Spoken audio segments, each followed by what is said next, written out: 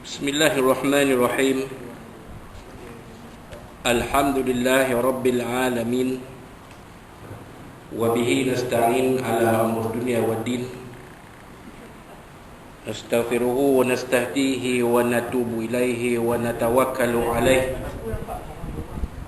Wa na'udzu bihi min syururi anfusina wa min sayyiati a'malina. Man yahdihillahu fala mudilla lahu wa huwal muhtad. Wa may yudlil falan tajida lahu waliyan mursyidan wa la hadiya lahu. Asyhadu an la ilaha illallah wahdahu la syarika lah. Wa asyhadu anna sayyidana Muhammadan abduhu wa rasuluh. Allahumma salli wa sallim wa barik ala hadha nabiyil karim Sayyidina wa habibina wa syafi'ina wa zuhrina wa maulana Muhammadin al-Mustafa wa ala alihi wa sahbihi wa man da'a bida'watihi wa tamassaka bi sunnatihi wa jahada fi sabilillahi ila yaumiddin. Rabbi shrah li sadri wa yassir li amri wahlul 'uqdatam min lisani yafqahu qawli. Subhanaka la ilma lana illa ma 'allamtana innaka antal alimul hakim. Wala hawla wala quwwata illa billahil aliyil azim. Allahumma iftah 'alaina hikmataka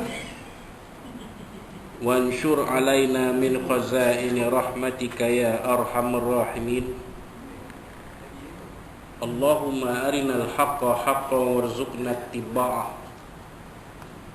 wa arinal batila batilan warzuqna ijtinabah.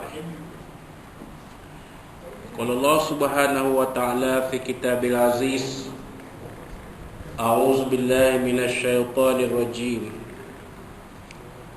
Wa ilahukum ilahun wahid la ilaha illa huwar rahmanur rahim. Sadaqallahul azim. Wa qala nabiyuna sayyid Muhammad sallallahu alaihi wasallam, tafakkaru fi khalqillah wa la tatafakkaru fillah, atau kama qala sadaqa Rasulullah sallallahu alaihi wa alihi wasallam. Tuan-tuan, puan-puan, muslimin muslimat dirahmati sekalian rahimakumullah. Assalamualaikum warahmatullahi wabarakatuh. Amma ba'd. Alhamdulillah, alhamdulillah, pada tengah hari Khamis ini 4 Safar 1444 Hijriah bersamaan 1 September 2022 masih kita panjatkan setinggi puji dan syukur kita kepada Allah Subhanahu Wa Taala. Kita telah sama-sama menunaikan solat fardu zuhur berjemaah yang diimamkan oleh Al-Fadil Ustaz Mazli Nuri bin Mauri hafizahullah taala. Terima kasih diucapkan kepada Al-Fadil Ustaz yang mengimamkan solat zuhur sebentar tadi. Dan kuliah zuhur kita diteruskan setelah tidak diadakan pada hari Selasa yang lalu kerana saya bersama-sama dengan kumpulan urustia khusus pengurusan keluarga PDRM kontingen Perak baru-baru ini di pusat latihan agensi anti dadah kebangsaan Pelak di Sungai Petani Kedah. Kalau dalam PDRM, Pelak bermaksud program latihan asas konstable, program latihan asas kepolisan. Itu Pelak dalam PDRM. Ini Pelak lain. Jadi dah selesai kursus tersebut dijalankan selama 3 hari dari 28 hingga 30 Ogos yang lalu. Jadi kepada tuan-tuan dan puan-puan yang ingin mengikuti apa yang disampaikan dalam ceramah-ceramah kursus pengurusan keluarga ini bolehlah ditonton di channel YouTube Bakar Jips IPK Perak. Ada di sana. Ada 4 slot ceramah dari penceramah yang hebat-hebat. Yang 3 darinya biasa menyampaikan kuliah di TV9. Tanyalah Ustaz TV9. Jadi kepada tuan-tuan dan perempuan yang berhajat menonton video, dan kita insya-Allah akan usahakan untuk dimasukkan sekali rakaman audio ceramah, semua slot ceramah dalam khusus pengurusan keluarga ini, insya-Allah, untuk didengari oleh tuan-tuan dan perempuan, insya-Allah. Jadi tiada kuliah pada hari Selasa lalu, maka pada hari ini kita teruskan kuliah pengajian kita membincangkan isi kandungan kitab kecil ini, iaitu ringkasan akidah Ahli Sunnah wal Jamaah Asy'ariyah dan Maturidiyah, yang disusun oleh Tuan Guru Al-Fadil Tuan Guru Ustaz Abdul Rauf bin Nurin Al-Bahanji Al-Ali hafizahullah ta'ala. Yang mana kita pada kuliah yang lepas kita telah selesai membincangkan tentang bahagian hukum akal, hukum adat dan hukum syarak. Yang mana hukum syarak itu terbahagi kepada 2, iaitu hukum taklifi dan hukum wadai. Hukum wadai ini ialah hukum-hukum yang berkaitan dengan hukum taklifi, yang melengkapkan suatu hukum taklifi, iaitu wajib, haram, sunat, makruh dan harus. Ada sebabnya, ada mani'nya, ada syarat, ada sah dan ada batal. Sebab wajibnya ada, mani'nya pun ada, syaratnya pun ada, sah pun ada, batal pun ada. Jadi kita bincang dah, insya-Allah, alhamdulillah kita bincang dalam kuliah yang lalu. Maka seterusnya dibincangkan tentang beberapa istilah yang perlu diketahui sebelum membicarakan sifat-sifat Allah Subhanahu wa taala, iaitu pengertian. Ada 4 istilah yang akan dibincangkan sebelum membicarakan sifat-sifat Allah Subhanahu wa taala. Pertamanya ialah zat, keduanya sifat, ketiganya asma, dan keempatnya af'al. Jadi pertamanya ialah berkaitan dengan zat.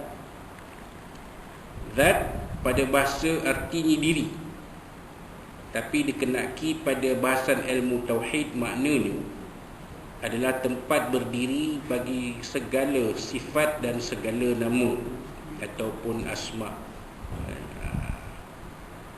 Maksudnya, tiap-tiap sifat dan nama dinisbahkan kepada suatu, maka suatu itu dipanggil zat. Hanyalah tiap-tiap zat dikenali dengan sifat-sifatnya sahaja. Contoh, kalau kita nampak satu objek, ada batang, ada dahan, ada ranting, ada daun, itu sifat dia. Namanya pokok, zatnya tu, itulah yang kita nampak tu. Itulah zat dia, zat bagi pokok tu. Kan, batangnya tinggi. Kalau pokok durian ni kan, batangnya tinggi, kan, tinggi menjulang ke langit. Pokok-pokok durian yang atuk-atuk kita tanam dululah. Kalau pokok durian musangking tu belum tentu lagi tinggi, tuan. Itu pokok durian. sifat dia lain. Pokok rambutan, sifat dia lain.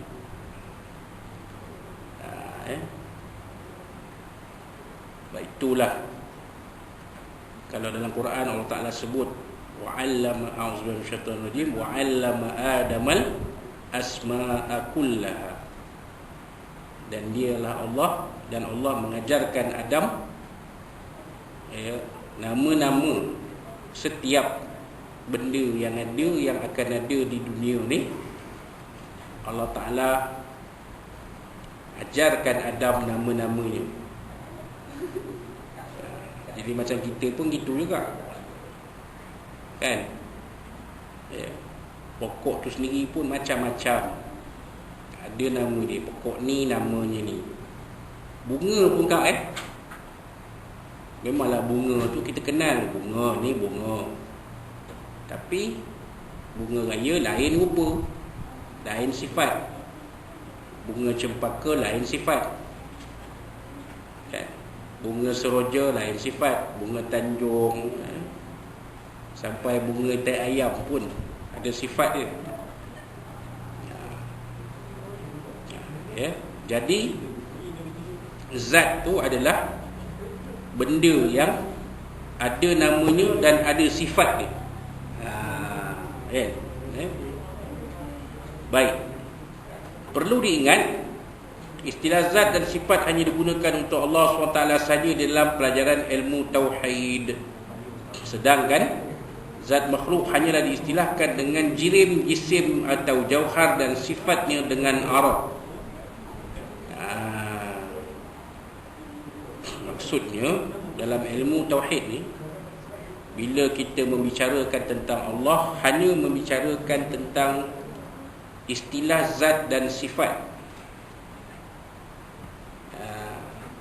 Maknanya adanya wujudnya zat Allah dan adanya sifat-sifat bagi Allah. Tetapi zahir Allah itu tidak boleh dibicarakan, sebab zat Allah berbeza dengan zat makhluk. Zat Allah, zat makhluk ada jirim, ada jisim, ada jauhar. Sifat dia arad. Maksud arad di sini ni, maksudnya boleh dipamerkan. Thumma aradahum 'alal malaikah. Dalam Quran sebut makhluk ni sifat dia boleh dipamerkan, boleh ditunjuk. Macam mana rupa bunga, boleh tunjuk, ni rupa bunga. Tapi bagaimana rupa Allah, tak boleh tunjuk. Dia tak boleh tunjuk, sebab Allah Ta'ala itu tidak berjirim, tidak berjisim, tidak berjauhar. Itu beza Allah dengan makhluk, kan? Itu beza Allah dengan makhluk. Allah ada sifat, ada zat. Allah ada sifat. Makhluk ada zat, makhluk ada sifat. Tetapi berbezaan sifat zat Allah dengan zat makhluk. Zat makhluk ada jisim, ada jirim, ada jisim, ada jauhar. Sifat makhluk ada arab. Allah sifatnya tak berjisim, tak berjirim, tak berjisim, tak berjauhar. Sifat Allah tidak boleh ditunjuk dengan arab. Boleh faham tak? Pasal Allah ni Tuhan. Kalau Allah itu zatnya ada jirim, ada jisim, ada jauhar, sifatnya ada arad, maka Allah bukan Tuhan. Allah tu makhluk jugalah, mesti ada yang cipta Allah. Tapi hakikatnya Allah adalah Tuhan. Maka Allah itu ada zat, ada zatnya. ada sifat dia. Tapi zat Allah tidak berjirim, tidak berjisim, tidak berjauhar. Sifat Allah tidak ada arab.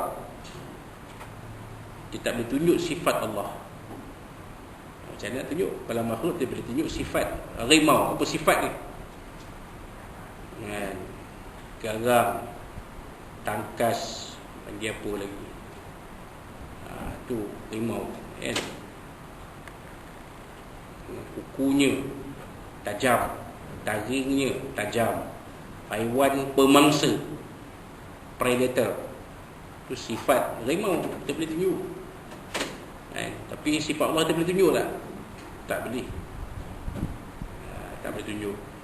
Tapi kita kenal, wajib mengenal sifat Allah. Boleh kenal, tapi nak tunjuk tak boleh, sebab Allah tu Tuhan. Itu dia. Wallahu a'lam.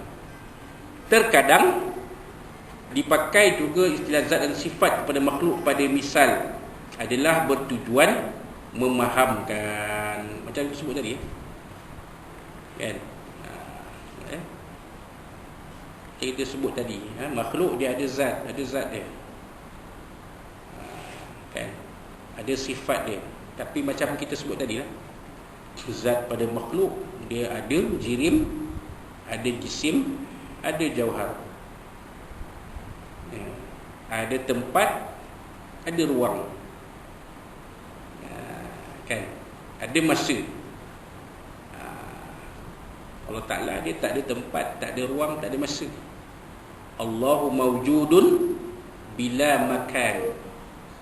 Allah itu wujud tidak bertempat. Sebab apa? Sebab dia tak berjirim, tak berjisim, tak berjauhar. Mana boleh bertempat? Kalau orang tanya akak di mana Allah, mana boleh akak jawab? Allah ada di langit. Langit di tempat. Tak boleh. Kan? Kerana Allah Ta'ala itu wujud tidak bertempat. Kan? Tak boleh. Malah kalau tanya pun tak boleh, di mana Allah. Sebab mana itu kata tanya untuk tempat, tak boleh. Tapi ada yang gatal tanya, di mana Allah? Dia pun jawablah, Allahu mawjudun bila makan. Sebab walam yakul lahu kufuwan ahad. Allah Ta'ala itu takkan sama dengan sesuatu apa pun yang kita nampak, kita lihat, yang ada di dalam alam ini. Tak sama. Allah Ta'ala takkan menyerupai apa-apa pun. Jadi jelaslah Allah Ta'ala itu sifat zatnya dan sifatnya berlawanan dengan zat dan sifat makhluk. Baik, wallahu alam. Perkara yang perlu dia beritahu berkenaan sifat, berkenaan zat makhluk. Disebut jirim tadi, kita sebut jirim, jisim dan jauhar. Ada beza. Jirim artinya tiap-tiap sesuatu yang memenuhi lapang kedudukan dirinya. Kan? Jadi dia jirim itu memenuhi ruang. Jirim. Atom adalah satu contoh jirim.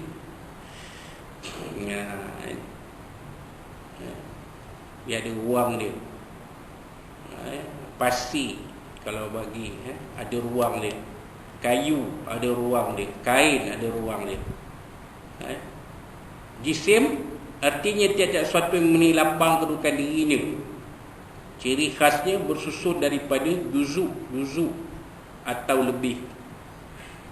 Misalnya tangan, anggota manusia.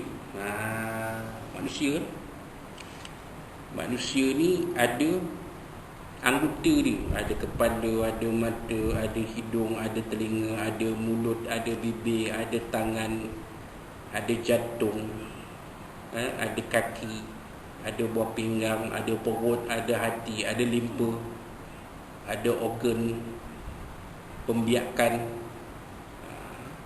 ada organ perkumuhan, ada daging, ada tulang, ada urat, ada sendi.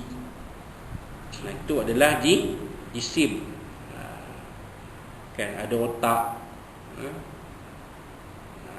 Kan kereta pun macam tu juga. Kereta pun ada jisim-jisim dia. Kan ada pintu, ada bonet, ada enjin, ada tayar. Kan mereka ada steering, ada dashboard, ada kursi depan, kursi belakang, ada tali pinggang keledar, seat belt, tali pinggang keselamatan. Itu lebih tepat istilah.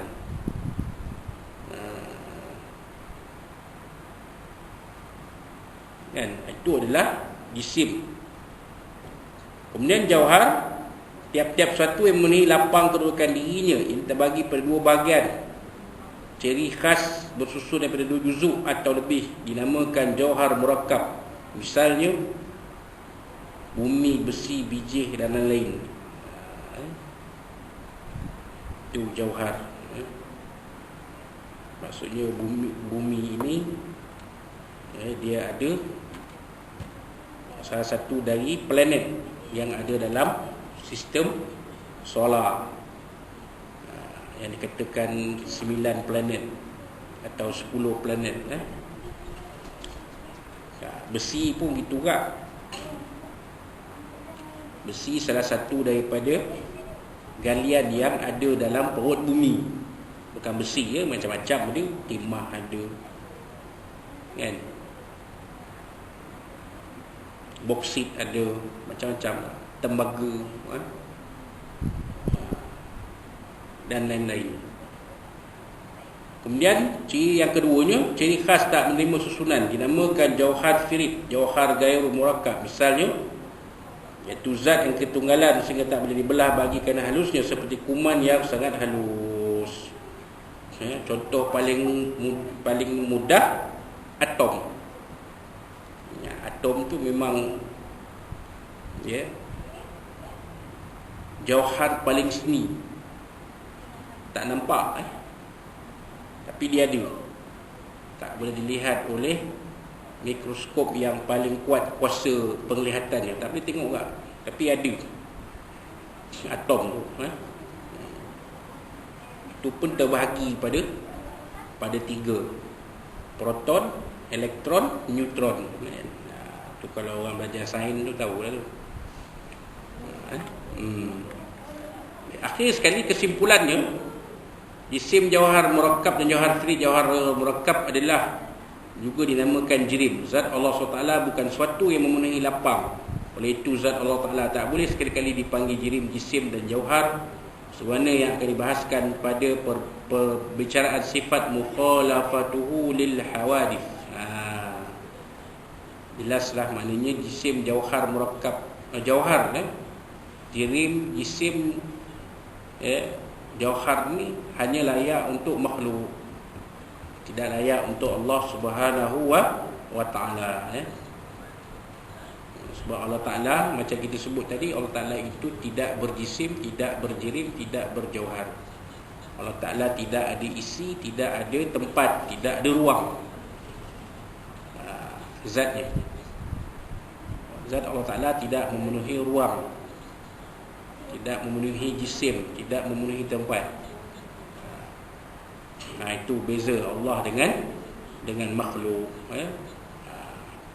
Jadi itu dia sedikit perbincangan tentang apa yang dikatakan sebagai zat. Jadi insya-Allah pada kuliah kita akan datang, kita akan sambung dengan perbincangan tentang apa dia itu sifat.